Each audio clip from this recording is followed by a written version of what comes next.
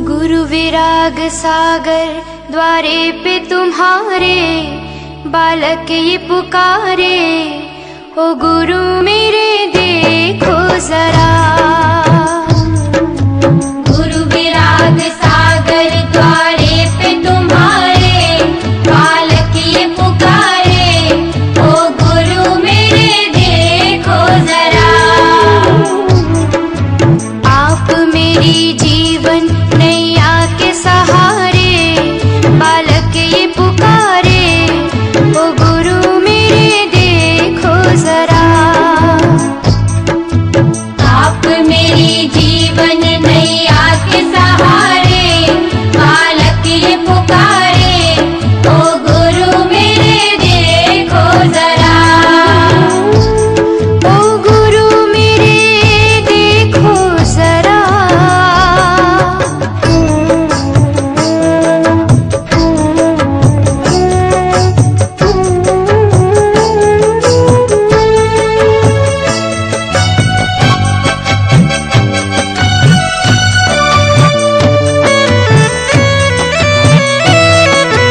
धर्म ध्यान छाया में मुझको है पाला, धर्म ध्यान छाया में मुझको है पाला, धर्म ध्यान छाया में मुझको है पाला।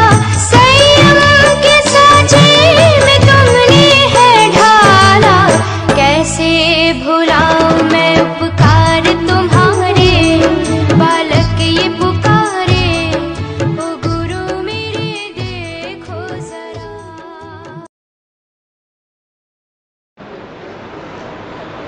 पूज्य आचार्य भगवान गणधर स्वामी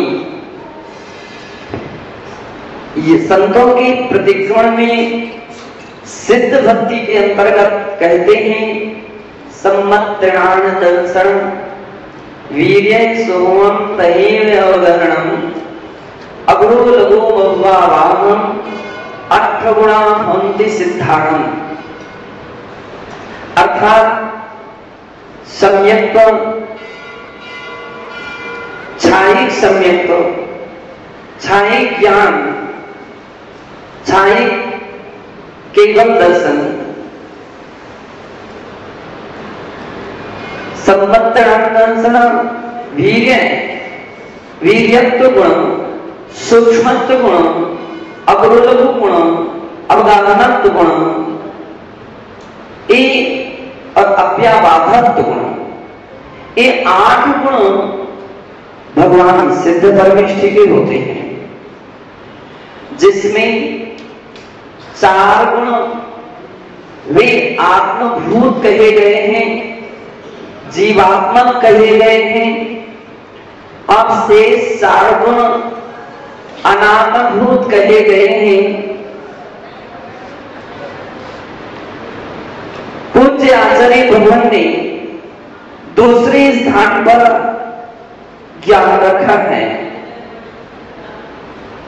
छायिक ज्ञान का अर्थ है ज्ञानावरण कर्म के परिपूर्ण क्षय हो जाने से, ज्ञानावरण कर्म का पूर्ण विनाश हो जाने से, समाप्त हो जाने से छायिक ज्ञान यानी केवल ज्ञान उत्पन्न हो जाता है। और जब केवल ज्ञान उत्पन्न हो जाता है तो विश्व के चराचर पदार्थ और उनकी त्रिकालवर्ती समस्त पर्यायें युगपद दिखने लग जाती हैं। इसलिए हम भगवान के सर्वज्ञ भी कहते हैं। सर्वज्ञ का अर्थ है विश्व के चराचर पदार्थों और उनकी त्रिकालवर्ती पर्यायों को जो एक साथ जान लेते हैं वे सर्वज्ञ कहलाते हैं। यदि प्रतिक्रमण में हम रोज वीर भक्ति के अंतर्गत पढ़ते हैं या सर्वाणि चराचराणि विद्यमान द्रव्याणि तेषां गुणान् पर्यायानपि भूतभावि भवितः सर्वं सदा सर्वदा जानीते प्रतिक्षणमतः सर्वज्ञेत्युच्यते सर्वज्ञाय जनेश्वराय महते वीराय तस्मै नमः। कितनी अच्छी पंक्तियां हैं जिसमें स्तुति करते करते उस गुण की परिभाषा भी प्रकट कर रहे हैं। और इस छंद में शार्दूल विक्रीडित छंद में आचार्य भगवान सर्वज्ञ की परिभाषा देते हुए कहते हैं कि यहां यानी जो सर्वाणी यानी जितने भी जगत में चराचराणि विधिवत द्रव्याणि तेषां गुणान्, चर और अचर दो प्रकार के द्रव्य होते हैं। चर द्रव्य उसे कहते हैं जो चलनशील होता है, जो क्रियाशील होता है, एक स्थान से दूसरे स्थान तक गमनागमन कर सकता है और चर द्रव्य कहलाता है। अब आप बतलाइए कि 6 द्रव्यों में कितने द्रव्य चरस द्रव्य हैं? कितने हैं?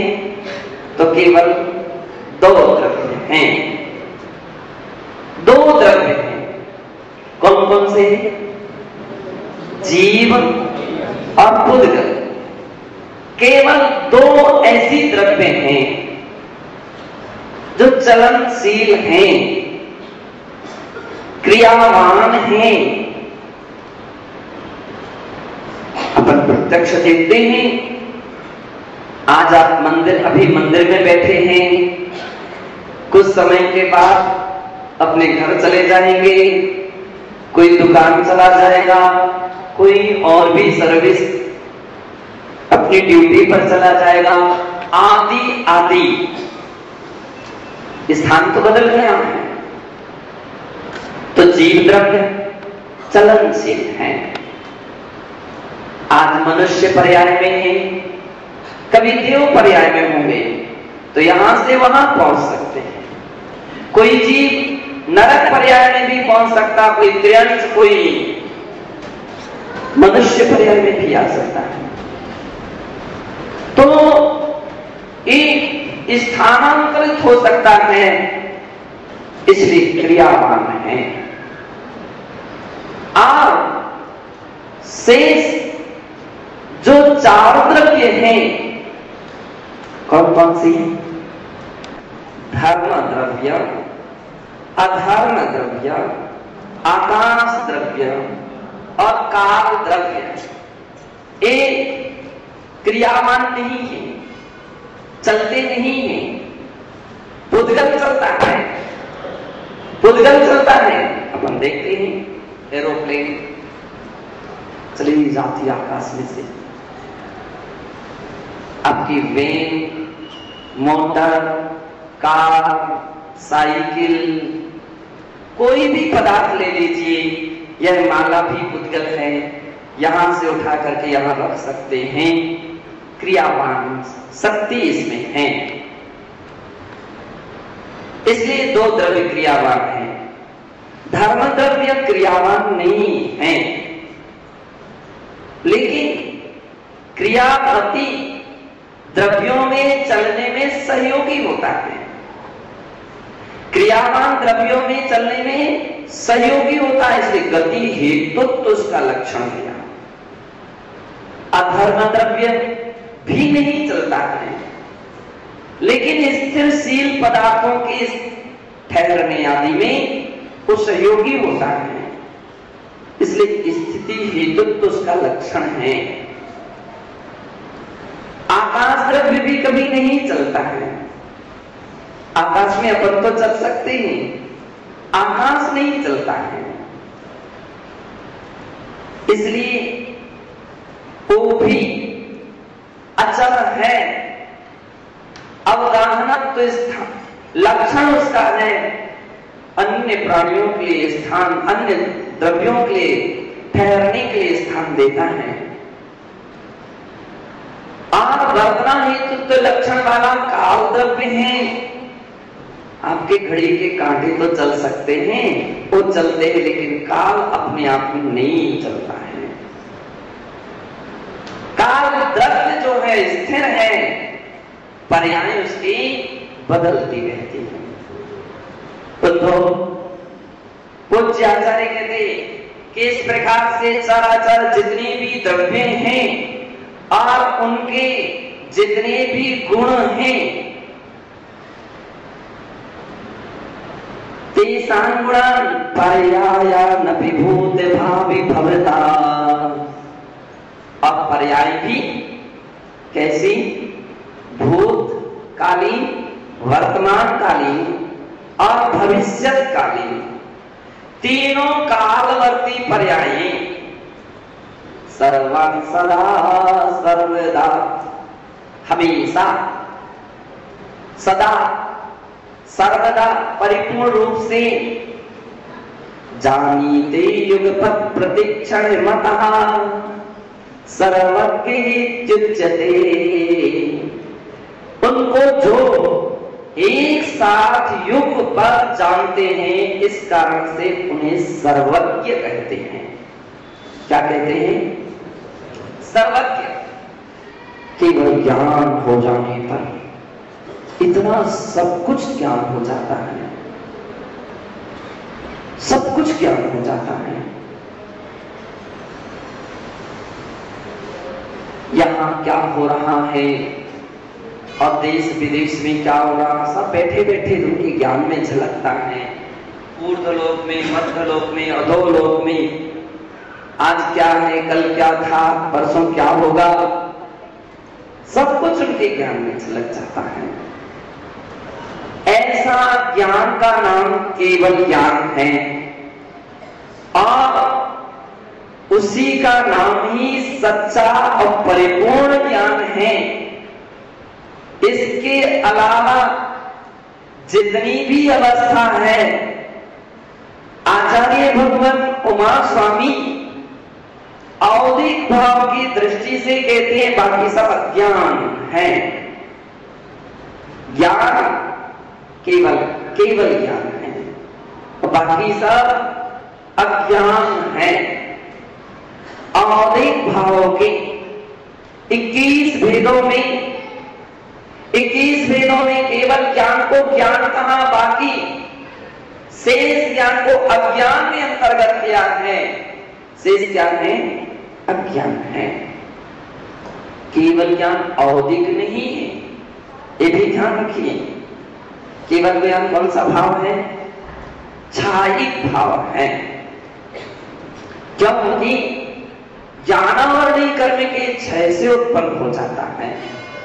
हम भगवान सिद्ध परमेष्ठी के उस केवल ज्ञान को देखते हैं और सत्य ये है उस गुण की ही तो पूजा की जाती है।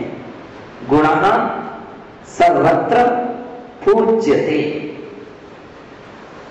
व्यक्ति की पूजा नहीं होती। किसकी पूजा होती है? तन की पूजा नहीं होती, शरीर की पूजा नहीं होती, मांस, हाड़, चर्बी इत्यादि की पूजा नहीं होती, और तो क्या कपड़े और आभूषणों की भी पूजा नहीं होती है।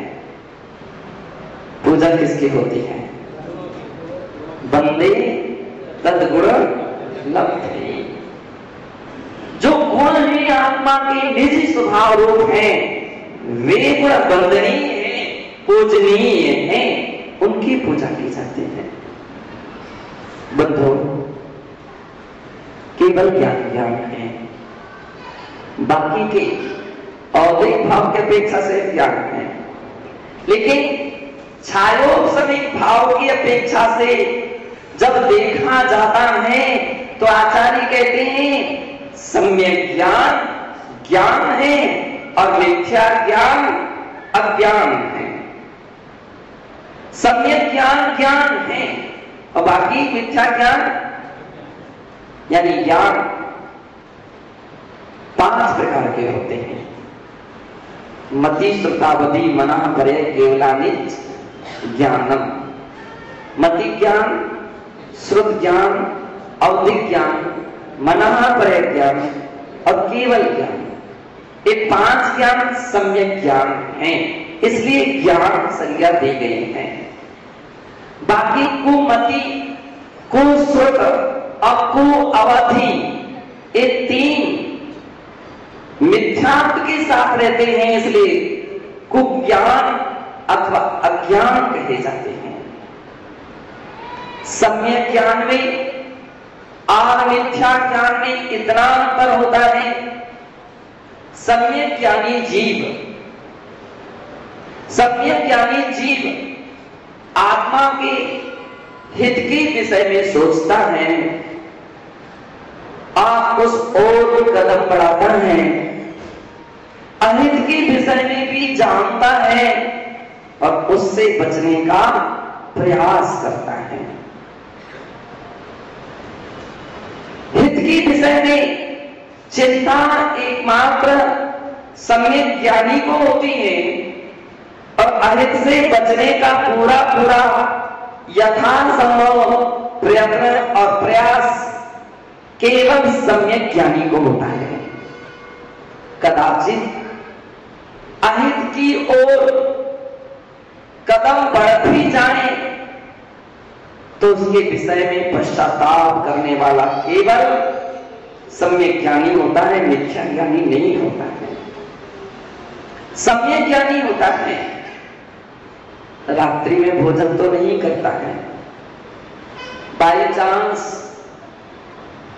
कभी हो गया तो उसके विषय में पश्चाताप करता है, दुख प्रकट करता है कि मेरे से बड़ी भूल हो गई, ऐसा तो मुझे नहीं करना चाहिए।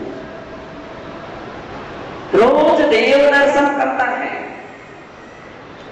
बाई चांस ना आ पाए, स्वास्थ्य ठीक नहीं रहा अथवा और भी कोई परिस्थिति आ गई तो बंधु उसके अंदर में कुछ खेद खिन्नता होगी, दुख होगा कि मैं आज दर्शन नहीं कर सका। सम्यक ज्ञान इसका नाम है। अभिषेक करता है, पूजा करता है, गुरुओं की सेवा करता है, आहार दान आदि देता है, स्वाध्याय करता है, आदि आदि यथोचित अपने कर्तव्यों का पालन करता है, सब कर्तव्यों का पालन करता है और ना भी हो पाए तो कम से कम पश्चाताप करता है। यदि ऐसे भाव आपके अंदर में जब जब भी आए तो समझ लीजिए सम्यक ज्ञान काम कर रहा है। कौन सा ज्ञान कर रहा है? सम्यक ज्ञान काम कर रहा है, क्योंकि उसके परिभाषा आचार्य माणिक्य नंदी महाराज ने परीक्षा सूत्र के अंदर दी है। हिताहित प्राप्ति परिहार समर्थम ही प्रमाणम तदो ज्ञान में तत्व। हित की प्राप्ति और अहित की परिहार करने में जो समर्थ होता है वह सम्यक ज्ञान है और सम्यक ज्ञान ही प्रमाण है। अब सोच लीजिए कैसे विचार अपने अंदर में कब कब होते हैं। अच्छे कार्य करने में खुशी कब होती है और बुरे कार्यों में पश्चाताप कब होता है। यदि हो रहा है तो समझो सम्यक ज्ञान है, मिथ्या ज्ञान इससे विपरीत होता है। विपरीत यानी उल्टा, अच्छे कार्य करने में उसको परेशानी आती है और बुरे कार्य में बड़ा मजा लेता है, बड़ा आनंद मनाता है। विपरीत है ना, उल्टा है, बिल्कुल विपरीत। सम्यक ज्ञान पूर्व है तो मिथ्या ज्ञान पश्चिम है, बिल्कुल विपरीत है। यदि आपके मन में ऐसा विचार आने लग जाए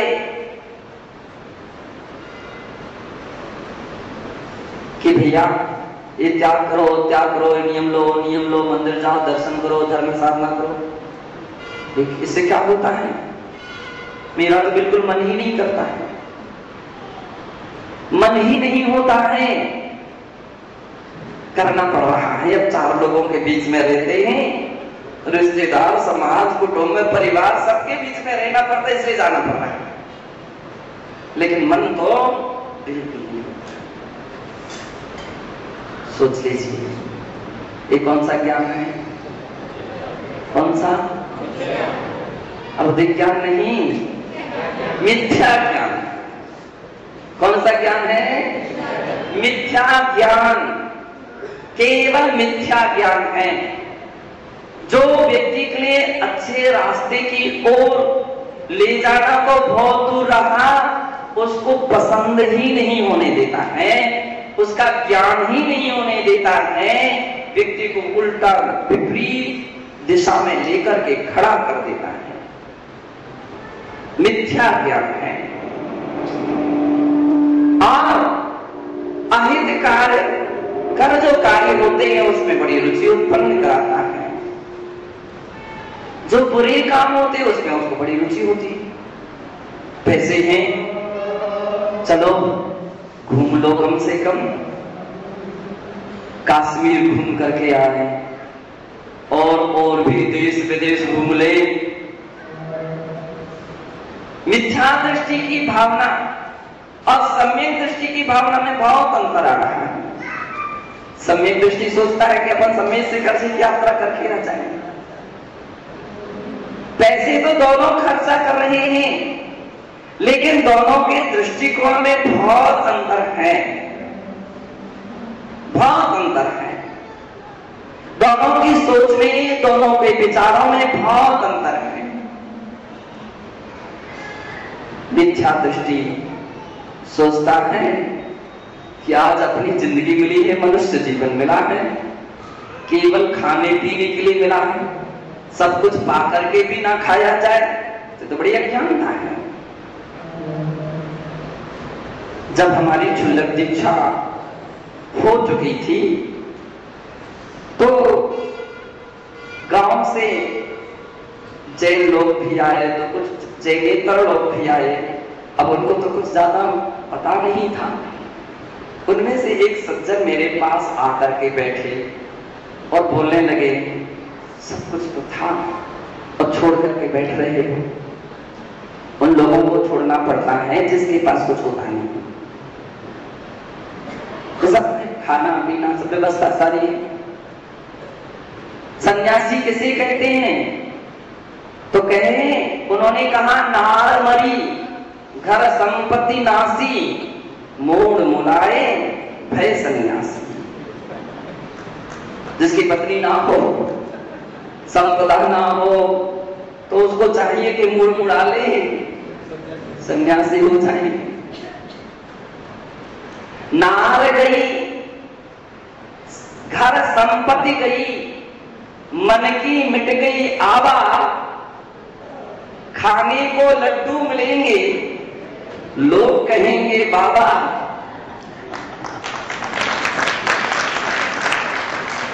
मिथ्या दृष्टि सोचता है जिसकी नार यानी स्त्री नहीं है, घर और संपत्ति भी समाप्त हो गई, तो फिर बाबा बन जाना चाहिए। ये सज्जन मुझे बड़े हिसाब से समझा रहे थे। अभी तो आपके पास सब कुछ है। मैंने कहा कि फिर भी बाबा केवल वाह के लिए हो गए, लेकिन उनके लिए कभी मोक्ष नहीं मिल पाएगा। जिसको जिसको दुनिया ने छोड़ दिया और वो कहे कि मैं छोड़ करके आया हूं, ये तो केवल उसकी बकवास ही है, बहादुरी नहीं है। भोजन के लिए बैठो और देखा कि आज दूध नहीं आया और मेरे दूध का त्याग है आज, तो कोई त्याग नहीं कहलाएगा। ये तो तुम्हारी परिस्थिति ने तुमको उस स्थिति पे खड़ा कर दिया है। त्याग तो तब कहा जाएगा जबकि सामने आए और उसको छोड़ो। वे बेचारे जाति के ब्राह्मण थे, हाथ जोड़ लिए उन्होंने, बोले अब मान गए कि आपने जो कुछ भी त्याग किया है समझदारी में किया है। मैंने की समझदारी में ही किया जाता है।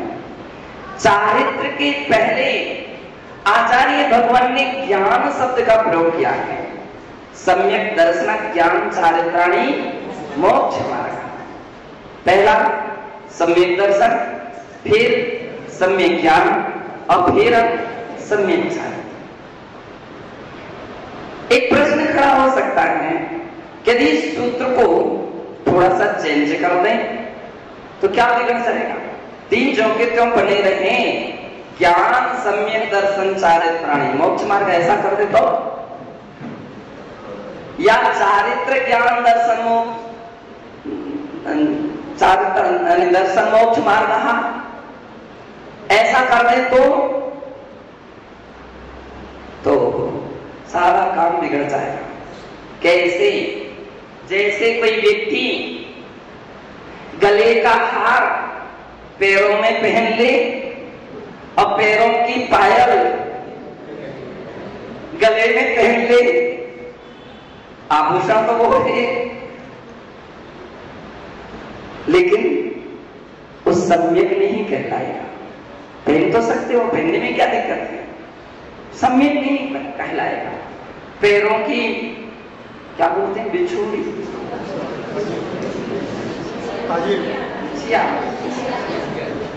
और उसके अंगुली में पहन ले, हाथ की अंगुली में, और हाथ की अंगुली की पैरों में पहन ले, क्या अंगूठी पैरों में पहन ले, पैरों की अंगुली में, मूर्ख कहा जाए? मूर्ख है व्यक्ति। पैंट के स्थान पर शर्ट और शर्ट के स्थान पर पैंट पहन ले, कैसा लगेगा? जोकर जैसा व्यक्ति दिखेगा। सबकी शोभा अपने अपने स्थान पर रहती है और वहां उसकी कीमत होती है।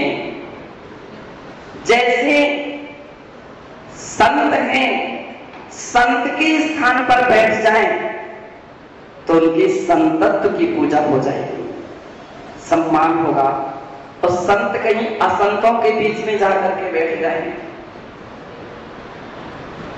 तो सम्मान नहीं, अपमान होगा, अपमान होगा। सायस्थाना पूज्यते योगी, इसलिए योगी का लक्षण कहा कि योगी की पूजा स्वास्थान पर होती है। कोई सोच ले कि हम दर्शकों के बीच में बैठ सके तो पूज्यता समाप्त हो जाए। उनका सम्मान, उनकी कीमत, उनका आदर, जो कुछ भी है अपने स्थान पर है। तो ऐसा कभी नहीं हो सकता